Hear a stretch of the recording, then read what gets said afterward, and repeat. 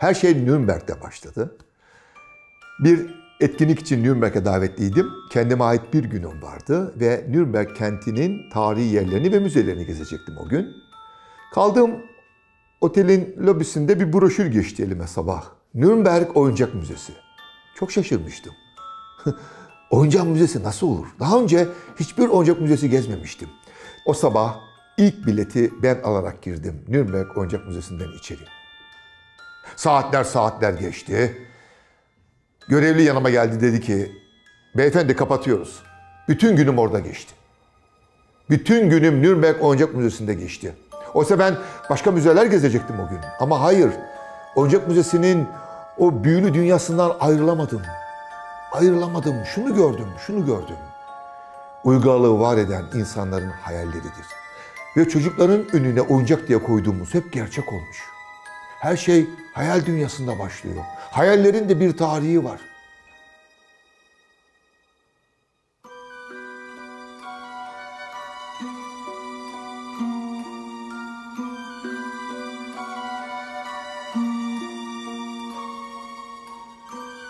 Alles, was wir in der Realität tun, spielen wir erstmal in Gedanken durch. Es ist in unserem Kopf und das Gedankenspiel ist Teil dieses Spiels.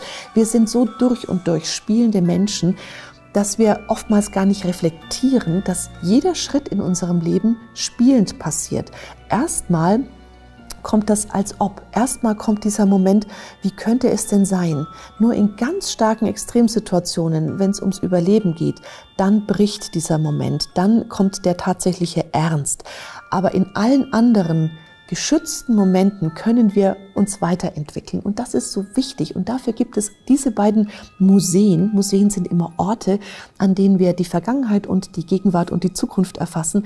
In diesen beiden Museen können wir unsere Gesellschaft weiterträumen, unsere Zukunft erspinnen, ersinnen.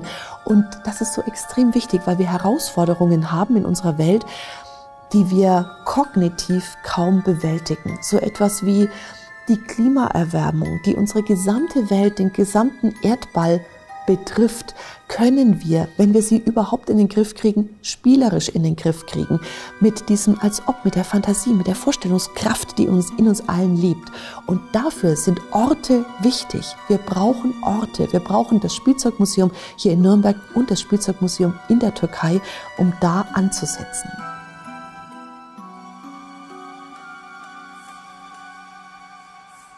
Hayal kurmak, gelişmek sadece çocukların değil, toplumların da gelişebilmesi için, ilerleyebilmesi için oyunlara ve oyuncaklara ve çocukların hayallerine çok ihtiyaçları var.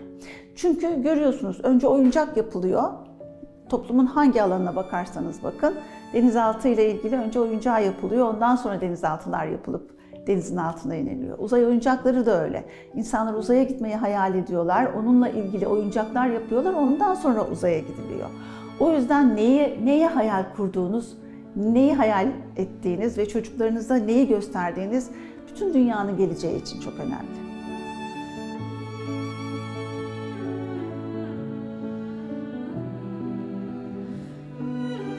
İstanbul Oyuncak Müzesi 23 Nisan 2005 yılında kuruldu. Ama kuruluş hikayesi aslında 2005 yılından 10 yıl öncesine kadar, yani 95'li yıllara kadar gidiyor. İstanbul Oyuncak Müzesi'ni birlikte kurduk ama fikir babası tabii ki Sunay Akın. Sunay tarihe çok meraklı birisi. Kendi tarihimizi, dünya tarihini çocuklarımıza ya da ziyaretçilerimize, yetişkin ziyaretçilere anlatmanın bir yolu olmalı diye düşünüyorum. Ve bu nedenle İstanbul Oyuncak Müzesi'ni tarihin çok eğlenceli bir tarafından, oyuncakların tarafından anlatmayı seçtiğini düşünüyorum. Biz burada sadece oyuncakları sergilemedik. Oyuncaklarla birlikte bir şeyler anlatmaya çalıştık. Tarihi oyuncakların diliyle, üstelik de bir mesaj vererek anlatmaya çalıştık. İstanbul Oyuncak Müzesi'ni kurmak için aldığım ilk eser, ilk oyuncak beyaz bir at olmuştu. Bir antikacıda 100 yıllık içi saman, altlarında tekerlekleri, beyaz oyuncak bir at görmüştüm. Öyle yukarıda duruyordu bir dolabın üstünde. Ve o oyuncak atı aldım. Niye aldım ben de bilmiyorum. Eve geldim, kapıyı Belgin açtı. Ne bu dedi ve dudaklarımdan dökülen ilk söz şuydu. Bu İstanbul Oyuncak Müzesi'nin ilk eseri. Ben arkamı döndüm ve yürüdüm. Yani hiç önemsemedim. Çünkü o dönem ülkemizde müzecilik, müzeler, bir iki özel müze vardı ama genellikle devlet müzeleri ve çok büyük kapital gerektiren çalışmalardı. Bu nedenle gerçekten o oyuncak tahta at uzun bir süre bizim salonun baş köşesinde yerini aldı. Sunay da sürekli müze kuracağım sözünü tekrarladı. Her yurt dışı seyahatinden bavul bavul oyuncaklar taşımaya başladı. Müze kurma fikrini hayata geçirebilmek için.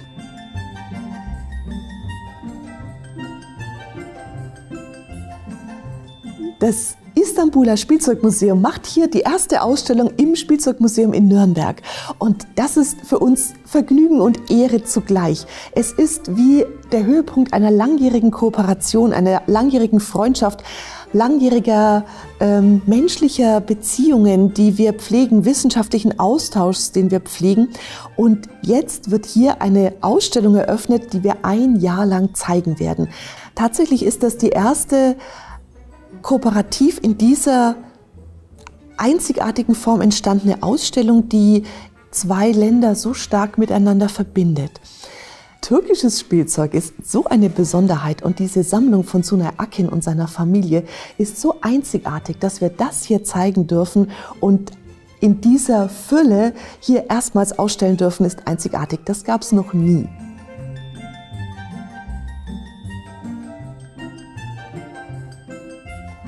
Yurt dışından, Almanya'dan, bir Avrupa ülkesinden, üstelik dünyanın en güzel oyuncak müzesiyle birlikte olmak ve oradan dünyaya oyuncakların diliyle mesajlar vermek çok anlamlı. Çünkü her bir oyuncak farklı bir mesaj anlatıyor. Oyuncakların dünya tarihindeki önemini, insanlık tarihindeki önemini sosyolojik açıdan, psikolojik açıdan hep görüyoruz. O yüzden dünyaya ilişkin, gezegene ilişkin, geleceğimize ilişkin umudumuzu anlatabilmek için bu birliktelik çok önemli.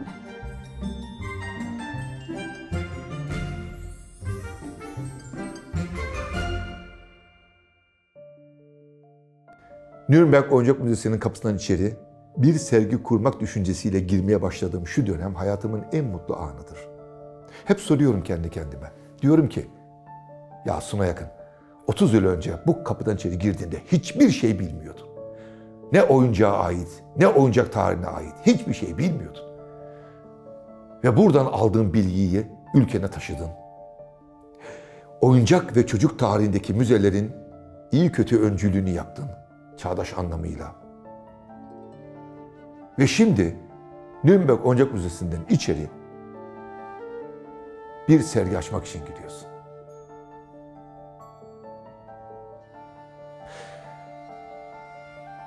Bunu bir ödül olarak kabul ediyorum. Nürnberg Oyuncak Müzesi'ne çok çok teşekkür ediyorum. Orada emeği geçen herkese. O ışığı onlar oraya koydu. Ben o ışığı aldım, ülkeme getirdim.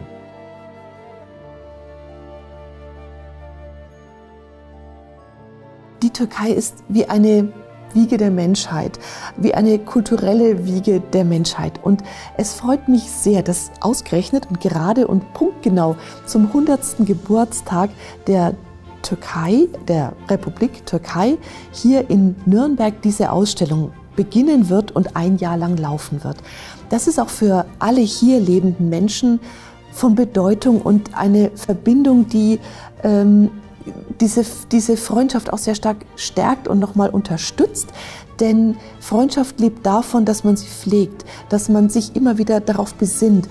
Und wir merken es an vielen, vielen Kleinigkeiten, dass die türkische Kultur in Deutschland so stark mit der deutschen Kultur mittlerweile verwoben ist, dass es Sprachbasen gibt, dass es Momente gibt, die selbstverständlich sind, wenn es um Musik geht, dass es, wenn es um Alltagsmomente geht in der Stadt, in den Städten, dass da Deutschland und die Türkei wie Geschwister miteinander verwoben sind.